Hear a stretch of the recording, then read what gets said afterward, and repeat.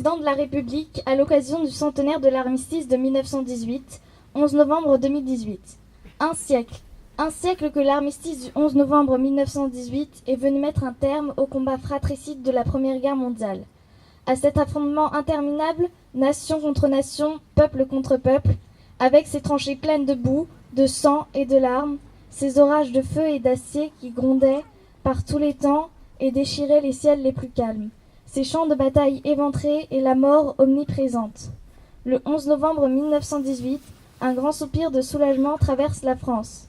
Depuis Compiègne, où l'armistice a été signé à l'aube, il se propage juste au champ de bataille. Enfin, après 4 interminables années de bruit et de fureur, de nuit et de terreur, les armes se taisent sur le front occidental. Enfin, le vacarme funeste des canons laisse place à la clameur allègre qui s'élève de volées de cloches en sonneries de clairons, d'esplanades de grandes villes en places de village. 14-18 et ses oubliés. 14-18, c'était la Grande Guerre et c'était la dernière. Sûr, ce serait la plus courte, et là, der. 14-18, c'était la Grande Guerre et c'était la dernière.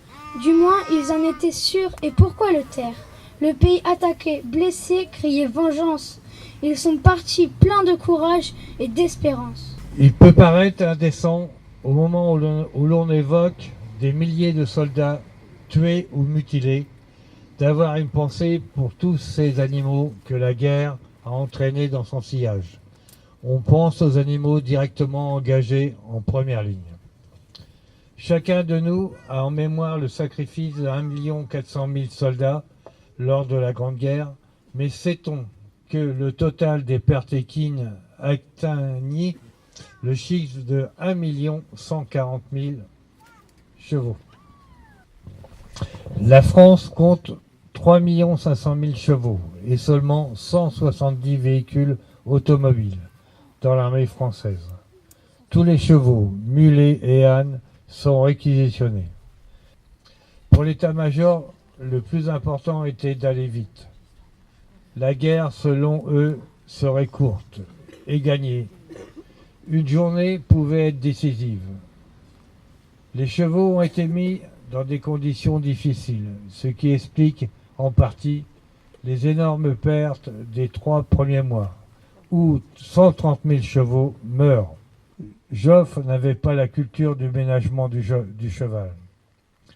Lors de la bataille de la Marne, les Français ont le dessus. Il y a des trous sur la ligne de front, dans laquelle la cavalerie aurait pu s'engouffrer et gagner la guerre.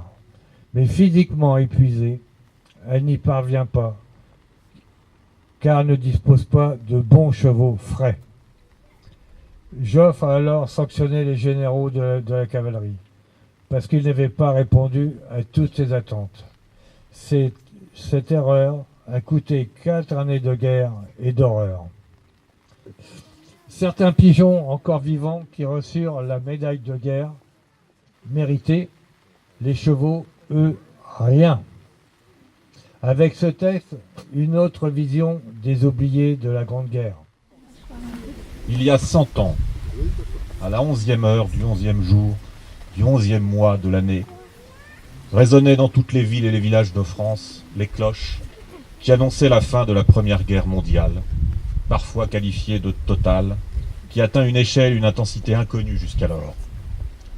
Elle a impliqué plus de soldats, provoqué plus de morts et causé plus de destruction que toute autre guerre antérieure. Plus de 60 millions de soldats y ont pris part. Pendant cette guerre, environ 10 millions de civils et militaires sont morts et environ 20 millions ont été blessés. Il y a 100 ans, c'était pour certains l'espoir de revoir les fils, les pères, les maris, les compagnons, partis au loin combattre. Pour d'autres, la certitude de devoir continuer à vivre en leur absence. Les noms des familles cessonnaises endeuillées sont pour toujours gravés sur ce monument.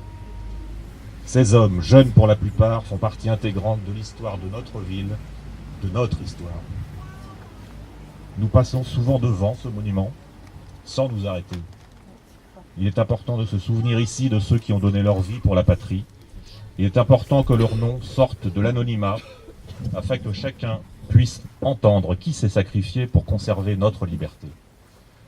Il n'est pas anodin que les jeunes élus de notre conseil communal enfants et conseil communal jeunes prennent le relais de ce devoir de mémoire et viennent nous lire les noms de ces héros cessonnés. Car l'enjeu de ce 11 novembre 1918 était aussi d'instaurer une paix durable en Europe et dans le monde.